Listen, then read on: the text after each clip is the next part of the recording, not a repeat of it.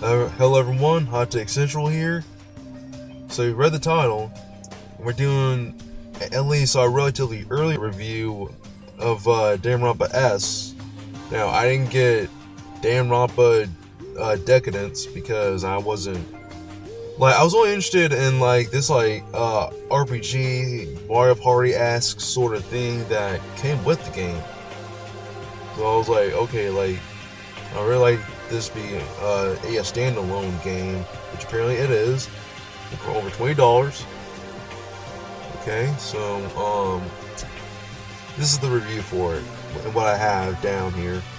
So I wanted to do this review much earlier, but I was like, yeah, let me wait a little further to get my thoughts together.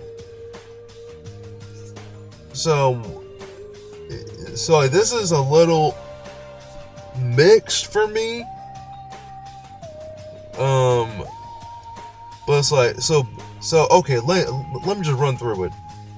First thing that was hitting me was how the game, there was two things that was hitting me when I started it.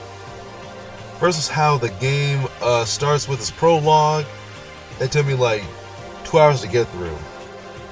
They could have really cut down on the runtime with that easily. It's even with just 30 minutes, we get a good impression that literally everyone is there.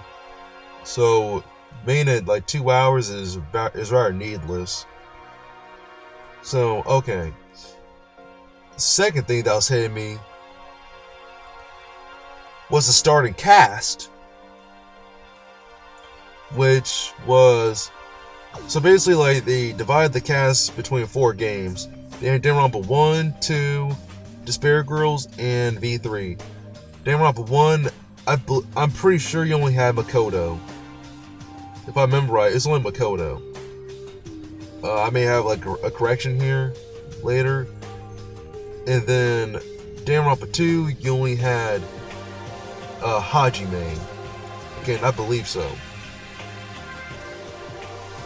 Now for Despair Girls, you only had Kamaru.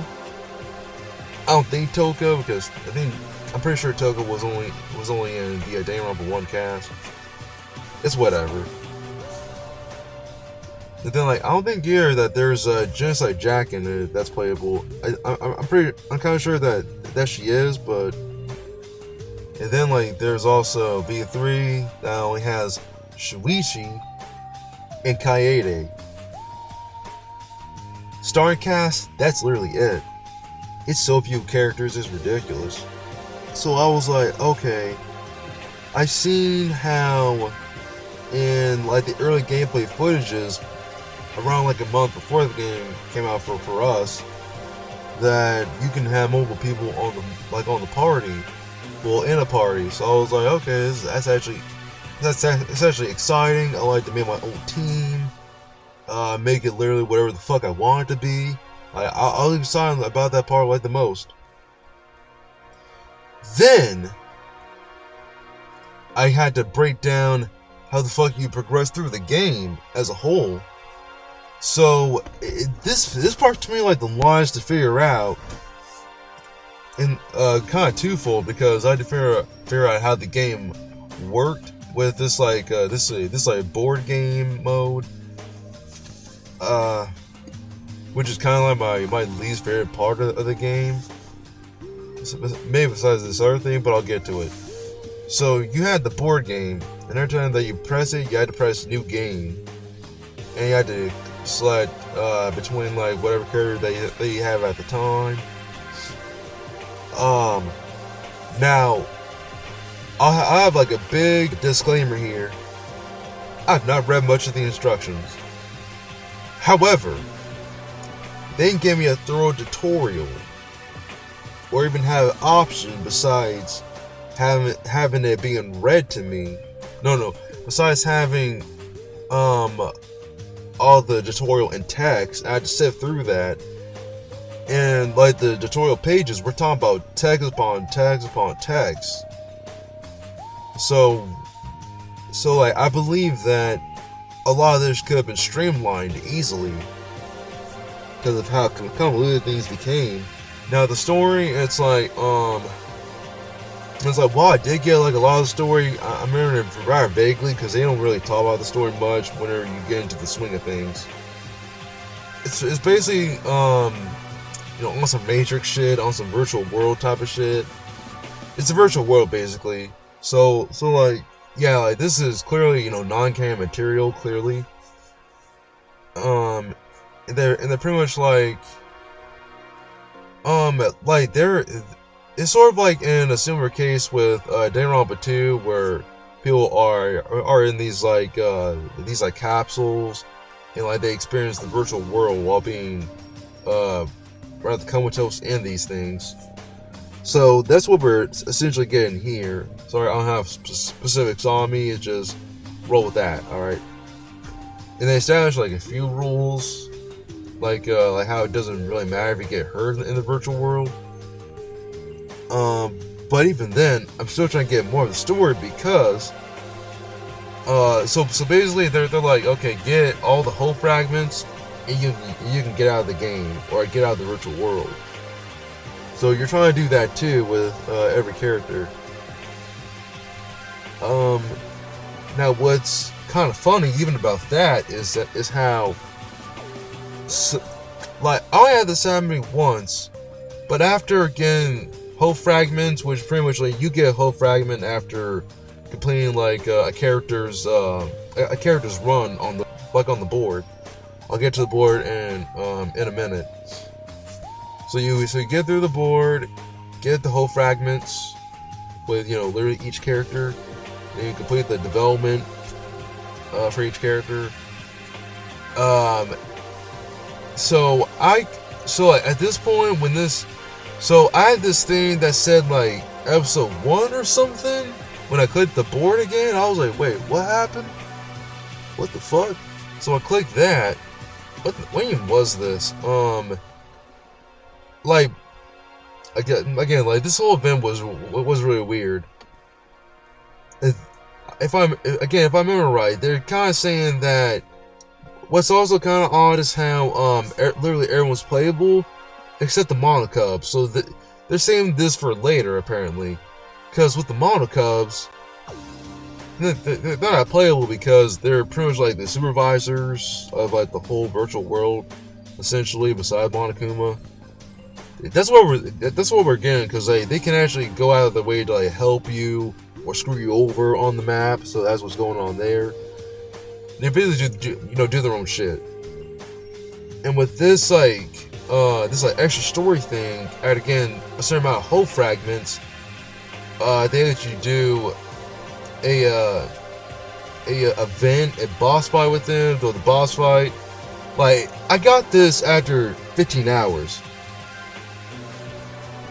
Big negative, because I should get this much sooner and have an indication saying when this would even happen, but I got zero indication.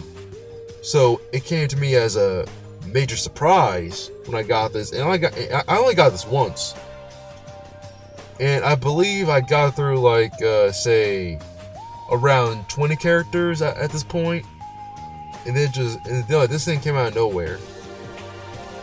So at this point, I had a very, very strong team. Like I was getting through the dungeons from versus mode or versus battle. Before I go any further, so basically, yeah, like with that little story thing, they're kind of confirming how the monocubs can obtain whole fragments for even themselves. Again, like I'm reducing like a whole lot of explaining here because there was so much dialogue. It was ridiculous. Like I think on the back of the box, I got it digitally. Like I saw somewhere that it said that there's over 1,000 events total in the game, which is far too many. I can see it, but it's still far too many. So okay. Now when it comes to the board, it's like you had to roll the dice, straight up on some Mario Party shit. And so what can happen to you is you either land on a level up panel, fight enemies, which happens kind of most of the time, or do like an event, or do like a character interaction event. I forgot what it was really called. May have it up somewhere. And it's like, what you would rather do is maybe do like a few battles, and then jump into the bonding events, because like those get, I haven't done this yet, but I want to bet that if you just go straight for these, your character is gonna get busted one way or another, because these give you major stat ups. Again, like they give you major stat ups, and I didn't like how everyone starts out being no further than like they did like 5 stats on something. So whatever their stats are starting out is gonna be between 1 and 5. I'm not a fan of that, because you're able to play as certain characters like Sakura, Izuru, Monokuma, the real Junko. Like, these characters are strong as fuck, but we're limiting them to like this much. It's like, really? So I wasn't like a fan of that in the slightest. So like with these like character specific events, they pretty much like shape your character like the way the game wants the character to be, basically. Like, I wasn't sure if it was random or not, but from what I'm seeing, they kind of go like the same through like the same build-in scheme.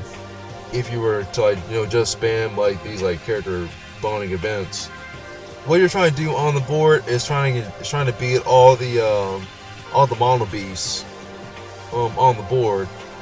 And to do that, you have to like get through.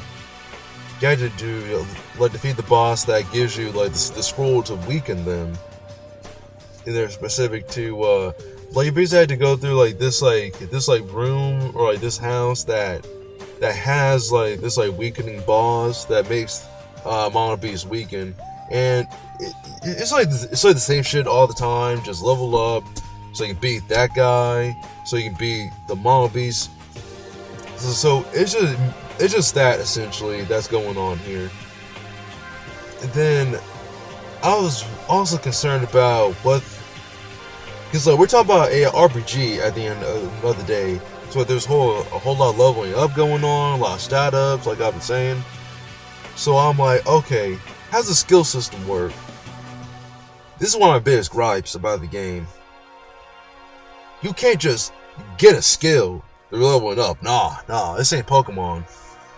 You have to get hope fragments. No, like I don't think they're called hope fragments, they're called something else, but these are fragments. They're red, blue, and green, in that order. You need a certain amount to get the skills, but everyone shares the same skill pool. Now, like, the game tries to do like a few things, like with some of the events giving you specific fragments. However, you can get an event with the Monocubs where there's a chance that you'll get a box full of these fragments, or there's a chance that they won't get it and like they just screw you over by not getting any. But when you do that, like, I kept choosing like a medium box, because like they gave like a choice of choosing either small, medium, or large box. I keep choosing middle, and I get it at least 50% of the time. And in with just minimum, like, you get 20 for like each of the fragment type. And then it's like the fragment types, like, okay, you can, if you're getting like 20 for each of them, you're getting a good amount of levels and skills, like various skills for a character. It's more likely going to be at the level 3 mark by the time that you're done. Now, like, the other way you can get the fragments is going on like the light bulb panels. So like, that's one of the other things that can happen to you. There's also like the shop panel, self-explanatory. Then there's like the card panel where you can get 2 cards. I think even 1 card a few times. And like it can give you like various things like extra money or various cards that will help you get through the board. And some of the cards give you just stat ups. I end up going for those often, but even when I use the cards, like most of the time it's right marginal increases per stat. So basically, like they categorize all the skills into like the athletic, the cerebral, and then the balance, and then there's also like a miscellaneous category which has other shit. But okay, athletic that pertains to like physical skills a lot of the time, because like you also have like the freaking elemental random moves, and those tend not to be good, but sometimes they can come through for you. And then the cerebral branch, which all that shit is just magic. And then like the balance category, that gives you like the support skills. The support skills I find like the best are like the one that gives you like revive and then heal. You can kind of skip out on everything else and you'll just do fine. Then like the shield one is good too. And then like these skills aren't straightforward either as far as like obtaining them, as far as like costs. Like some you have to even for category to category, you'll usually look at a skill being like, okay, like you need 3 red fragment and 3 blue fragment to get the skill. So you'll see that like a lot. So it's something that you would have to really pay attention to for getting like the move that you want. But then certain characters can have like, okay, so basically there's tiers to each character. Okay, so just to explain that real quick. So starting now, you only have like a base character, which basically for each character there's like 4 versions. You have the base, and then you have like the ultimate version of the character, which is like tier 4. Tier 1 guys, those versions of that character can only have 2 skills. I believe like tier 2, it's like 3 skills. Tier 4, no wait, tier 3, 4 skills. And I think tier 5, and I think like the last tier, like tier 4, ultimate, like those guys can get up to 5 skills. I have very few tier 4s on me as of now, but I'll get to all that stuff later. Like when you step on like the bulb on the bulb panel, it'll give you like basically roll a dice for this one, and depending on what you get, there's actually a multiplier applied to what tier character that you have. So like base character, like if you roll like a 6, you're only gonna get 6 fragment of something, whatever you selected. So yeah, like you can either select the red, blue, and green fragments, and it's like if you have, I believe, a tier 4, it actually times whatever you get by 4. So if you roll 6 and your character's a tier 4 on the light bulb panel, you're getting 24.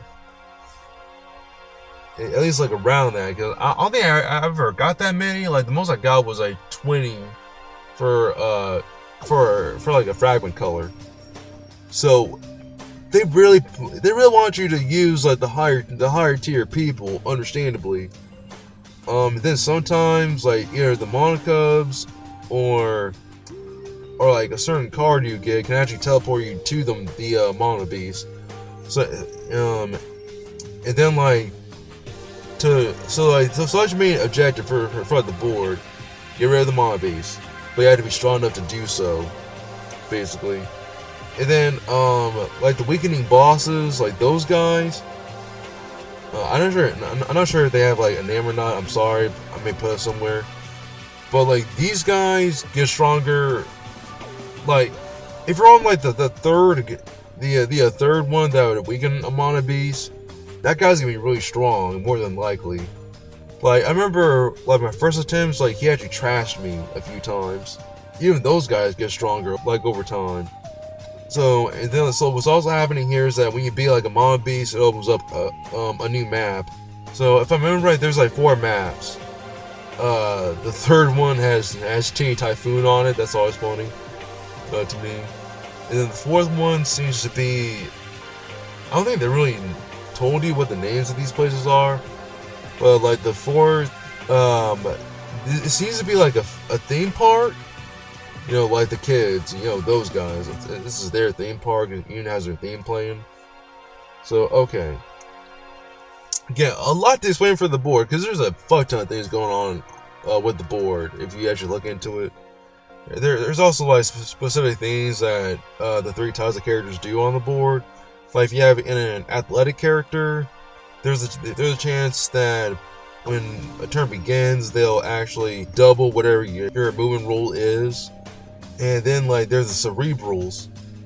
Now, the cerebrals, I feel like, are the best characters, actually, for the board. These guys can... I'm not sure how it works exactly, but sometimes there's a chance that they'll, when their turn begins again, they'll just get... It says, like, you'll get a 200% investment come in for you. Not sure how it works. I kept thinking that they'll double your money, but that's not what I get. So basically, they have like a chance to significantly increase like your like, you know, money. So there's like been like a lot of playthroughs I had where I'm a cerebral and I end my run with over 10,000 mono coins easily. Like, they get mega rich fast. Like, it's ridiculous. And then what do you do with the money? Like, you can go to the shop, as mentioned before, and get either more cards or equipment. Now, the equipment doesn't matter in the grand scheme of things, only for the board, unfortunately, which I'll get into more later. Now, like, my closest attempt to actually completing the entire board was after I beat the last weakening boss that gave me like I think he gave me like the human scroll. Yeah. And I was so close. Like, I could have trashed that fucking last mono beast easily. And guess what I was? I was motherfucking Gundam. I was either Gundam or Miyu, because those two, I got so far with those two. It was ridiculous. Like, I remember, like, my first time getting to the last island, I was Gundam, and I was just trashing everything. He was actually busted by the time I got through with his run. Oh my god, Gundam. Like, if I can, I'll have some pictures up for that. Just how stupidly good his, like, stats got up to. My first very good character was Kamaru, because like, they're her like, swingsuit version. And then, like, when you're done with like a run, they'll give you like a chance to like do some last minute editing for your skills. Like, if you have like a character that can only have like no more than like 2 skills, they'll actually, and like you're trying to get like another skill anyway, they'll ask you, okay, which skill do you want to get rid of? What's kind of sweet though was that they'll actually give you back the fragments that you spent, if I remember right. So you can do like a whole lot of last minute editing even at the end of your run. That's when you can complete your development after you got like the whole fragment.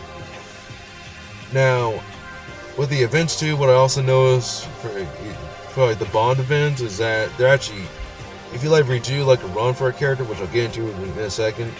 Like, say like you had like Kaede, you're trying to get through the board with her, and you're doing like the events. If your first event with a character is Gundam, you'll get Gundam again on like the next run as your first bonding event. Yeah, again, like they're all in like orders, and like you have 50 turns to like do all this shit too. What I also don't like too is how you can't increase that time by some sort of way.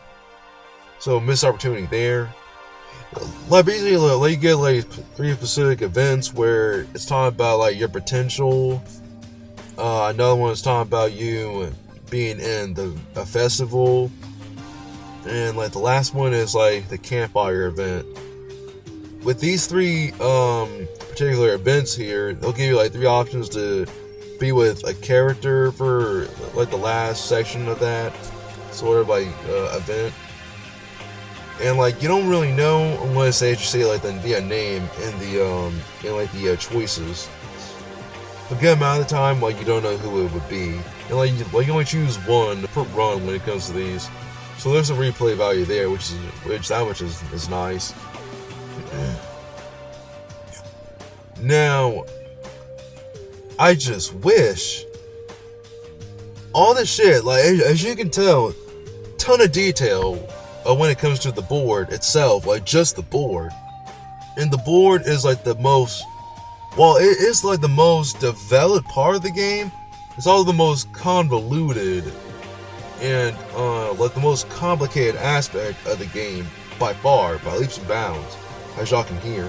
Like there are also times where the game will actually give you a chance to go through like this experiment sort of deal here, where like all the Monaco's like experiment on your body to further develop you, and like most of the time, the majority of the time, it's successful.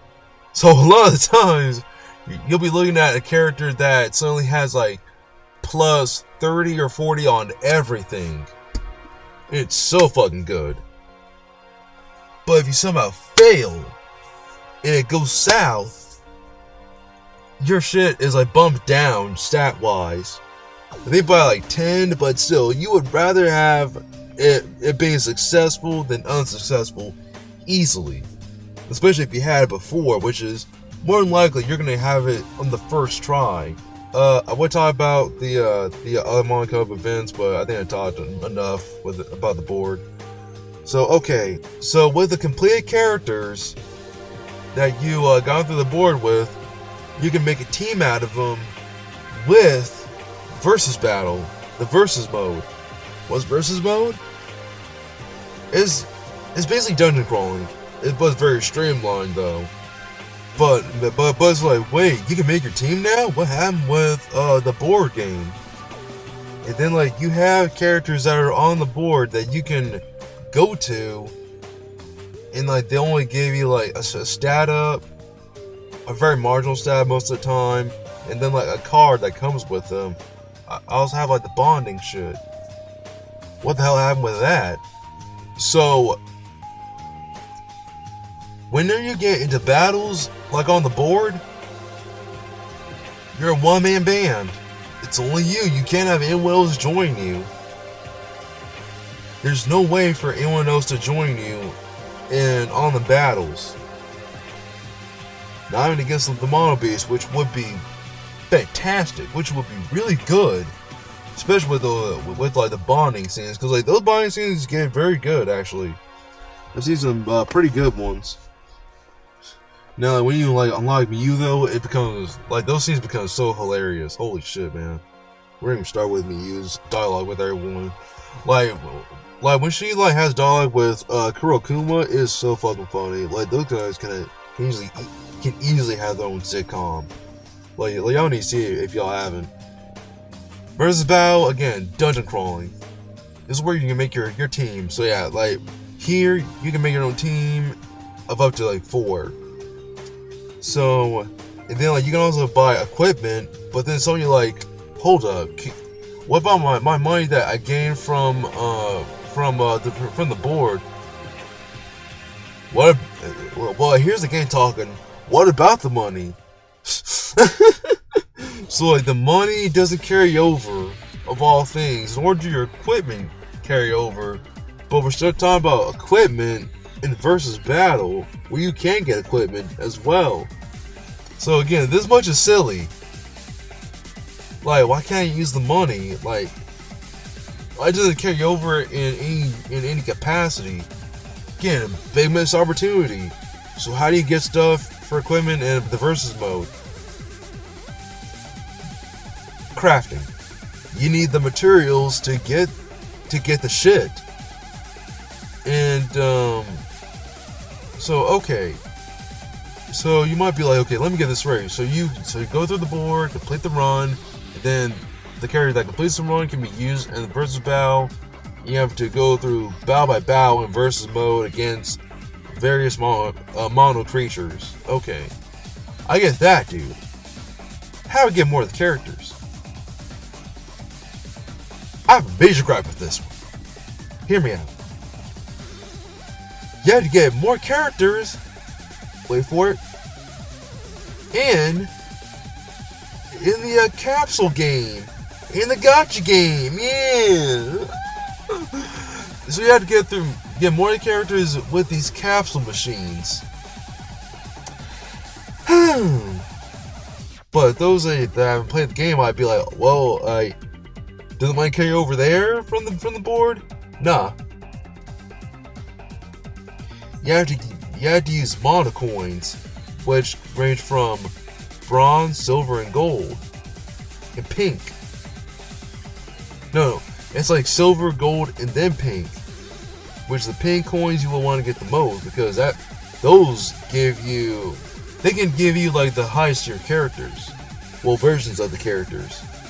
Then you're like, wait, where do I get that shit? Where do I get the mono coins?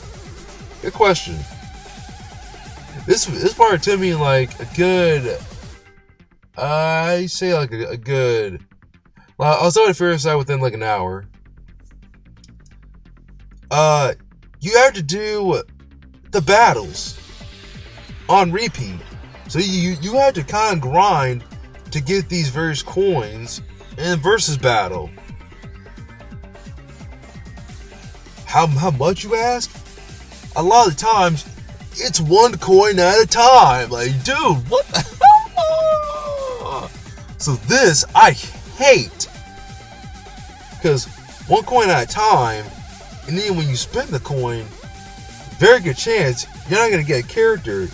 You're going to get a hype card that can probably upgrade a character just a wee bit. You'll give him like a good bonus on something, and it's by random.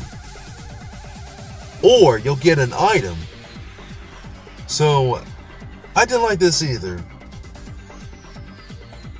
Why can't there be like different types of capsule machines, but you have capsule machines for character, the hype cards for bonuses, and the items?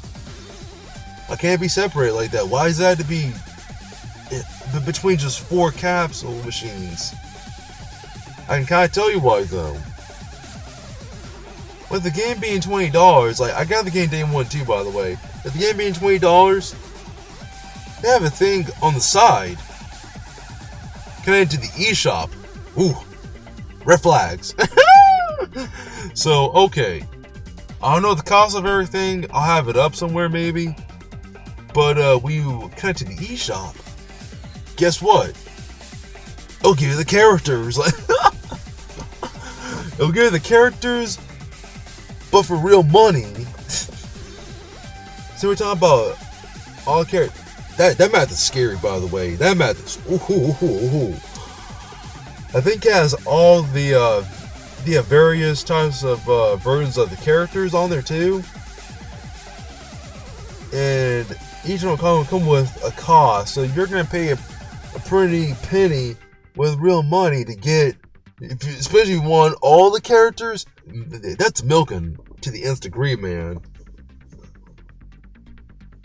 I don't know how many characters there are exactly, but I'm willing to wager, if you're counting all the versions, that's over 100 characters. I'm willing to wager too that each version of the character is $1. Yeah, as you can see, a list of problems. And then there's a chance too, because I thought about it too, like, oh fuck. What about repeat draws for capsules? Oh no. That only applies to the items. Again, very bad. Because like a good amount of time, you only get like the item presents, and there's nothing you can do about drawing the same shit over and over again. I don't know what the cap is for each item, but I want to say it's I want to say it's 99, because like I do see double digits on them. Yeah, like it's not looking good, not in the slightest. And then, oh man, what makes it that much more iffy is drawing hype cards for a specific character. And then, like, for the high cards, it's actually more streamlined than I initially thought. Like, say, like, you get Byakuya in, like, a dog suit or something, and he's in chibi form. You know, that high card is for Byakuya, so Byakuya is going to get, like, a bonus from that. And that'll apply to all your runs moving forward. So these stack with, like, the various types of other bonuses a character can get for, again, runs going forward on the board. And like that'll contribute to how marginal, but how much better you'll do in the versus mode. So that's the cycle. So you're gonna spend like a whole lot of time in versus battle, basically, if not the board. Which each run for the board can run you like around like an hour. Like whenever I try to like complete the board or I complete like a run with the board, I usually end up spending like an hour. And then when you get all this other shit, like the extra episode thing I told you all about that would complete the story. Yeah, again, problems. Problems on top of problems. Missed opportunities. I just really hate how it's rather tedious to actually get through the game and try to like beat the game entirely. And then also when you come back to the board, it doesn't say continue, it says new game. Now, I wish it said New Game Plus because whenever you pick New Game, and say you use like a character that you used before to complete the board, guess what? They start at level 1. Again. No stats carried. No skills carried. Just a base character, which I'm also not a fan of. Why can't my shit get carried on? So then you might be like, okay, well, what's continue for? Good question. Continue is for, say, like you turn off the game, or you just exit out of like the board to go back to the main menu. Because like all that because like the board mode versus mode and then like the freaking gacha shit, like that's all in like main menu. So say like you exit the board to get to the main menu, then you click the board mode again. That's when we'll say continue. So you can literally continue wherever your character left off on the board. I don't like this either. Well, I can see why they did it, but I don't like this because I could have had that continue as a New Game Plus instead of just being, okay, well, you can continue to have your character actually finish development for this board game thing. Like literally everyone said that the board reminds them of like Mario Party. It's that, but they don't have multiplayer on it, so that's also kind of weird. Now it would actually be helpful if you had like a friend, co-op, or even better, like 4-player co-op, because you would actually get through that much more characters in like one go. Just to see who would have like the most developed character out of all of y'all. So that would make runs or just get through the game faster if the game lets you do that. But unfortunately, this is single player. What's also kind of weird is that you can only get the game digitally if you're trying to get the game on its own. So okay, now for $20, it's actually like a lot of content for being real, but it's just that at the same time, the content is like a slog to like go through and even understand as a whole. Like I can imagine this taking someone like forever to like figure out. And then like I still don't know like the entirety of the game. And then like at this point too, I don't have my most ideal team. Like my team is over like the power level of. So each section has like. Each dungeon section has like 10 floors, but that tower as a whole has like up to 50 floors if I remember right. I might be wrong, but so like one floor has like a battle where you're getting through like 3 waves of like enemies. I don't like how they design the enemies either. Like I do like how some of them look, but it's like they actually is the weakness. I didn't know about this at all by just playing, but when I looked at like into like the guides, it actually lets you know about the weakness by the color of their eye, like the right eye. I think it's the yellow eye where if you see that the enemy doesn't have a weakness. It was some shit like that. So like the elements are ice, wind, and electric. So yeah, it's very hard to tell what's weak to what. I want to say like they're color coded. Well, like the colors actually match each other, but as of now, I don't think so. And something I would be able to pick up like automatically. Now, what's much more deceptive and hard to keep track of is if an enemy's weak to like status effects, which are like bind, despair, I think stun, and then sleep, and then poison. Some enemies are just immune to all that, and there's no way you can tell unless you fought the enemy before. Then there's even like a weirder thing where some characters seem to be immune to it too. I can't exactly confirm that, but it's a very weird thing going on there too. Again, that stuff is very hard to keep track of. So yeah, like when it comes again, like you're the character that you want, and so you can get the team that you want, it's more like gonna take you like a ton of time to even get the right character, let alone the version of that character that you want, which would be the ultimate version of that character. Because like, unless you want like the swimsuit version, which is like the tier 3, you won't want to get any other version of that character. You get major issues. And then some gacha games actually tell you like the percentage for the likelihood that you'll get a character. This game doesn't give you that, at least as far as I've seen. I don't think it's particularly rare. It depends on like the rarity of the or like the tier of the character that makes it rarer. Like I don't know. I feel like it's across the board the same luck, the same chances that you're dealing with for each capsule machine. So yeah, I'm not a fan of that either. And then like I do like favorite part is from the characters that are actually in it. It don't have to be like the music. Like they have like a few remixes. But I still have it has like all the music that I really like in the game.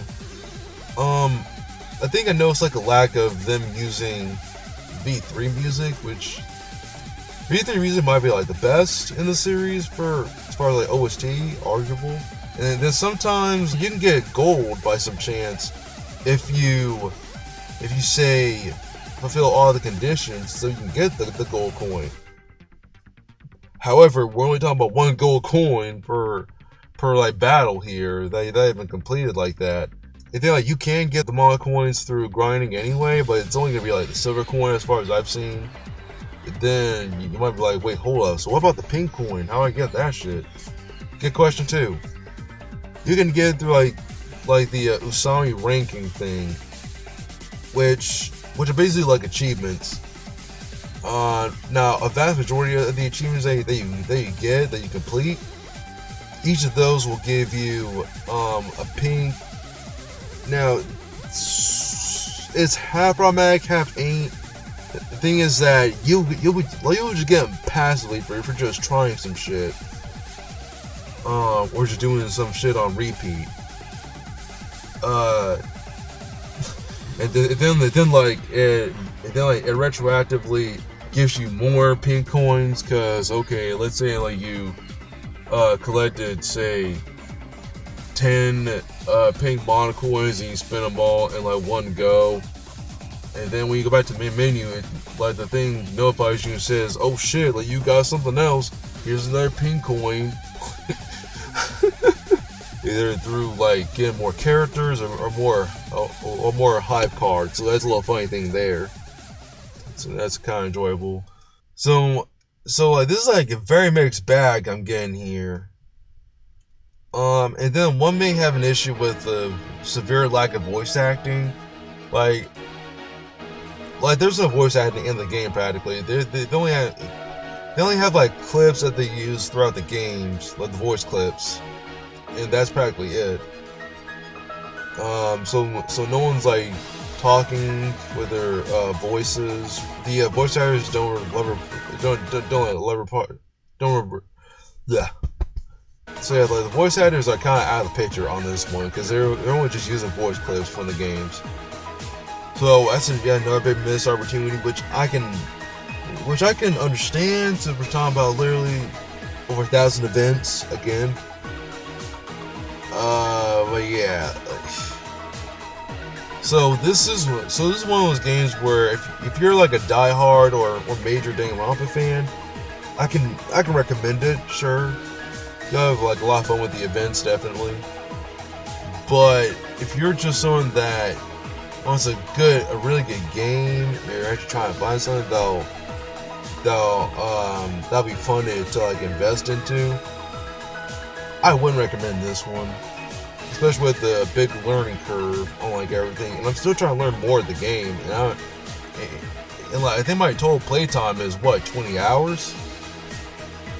So yeah, like you have to bump into like a lot of like things that you have to learn about half the time in the game. The amount they have like the best character ever is expand the bonding events, and you got like, the best skills. I don't think there's any sort of something when it comes to like the hype cards. Like they give you so little to work with bonuses when it comes to the bonuses. So yeah, like all that stuff is very hard to swallow if you really think about it as a whole. Again, lot for $20, but if I were to like rate this one, I would give it like a 6. 7 on a good day. So yeah, like this is like a 6 out of 10, easily, or essentially, because like I'm still trying to get through the game, and for 20 hours, doing like the same shit over and over again, it really takes like it really taxes you just how time-consuming all this stuff is. To where it's like, damn. I really feel like I'm dealing with like low percentages all the fucking time when it comes to getting more characters.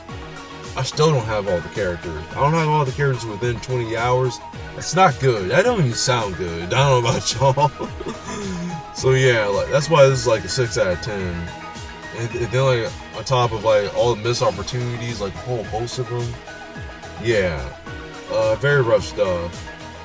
Like, I don't think anyone's talked about this for as long as I have when it comes to the game. Unless I'm going to talk about streams possibly, but yeah, a whole lot of problems with the game. It feels like the cons kind of outweigh the pros here. So yeah, I'll give this like a 6 out of 10 with those problems being said. So yeah, like that's the verdict. Like I'll just have this as like rant / review, because like I did like review like a whole lot of stuff. And then like some of the characters are kind of like out of character a handful of times with each run of their shit, but most of the time like they're in character. It's just that like when you get characters like the villains, like biggest one being Junko, like she tried to get all friendly with everyone, even fake Junko, her twin sisters. And then like what's funny too is that like you don't even get Mukuro, like you just have her dressed as Junko, so that's very weird too. Again, missed opportunity if anything. So yeah, that's the verdict.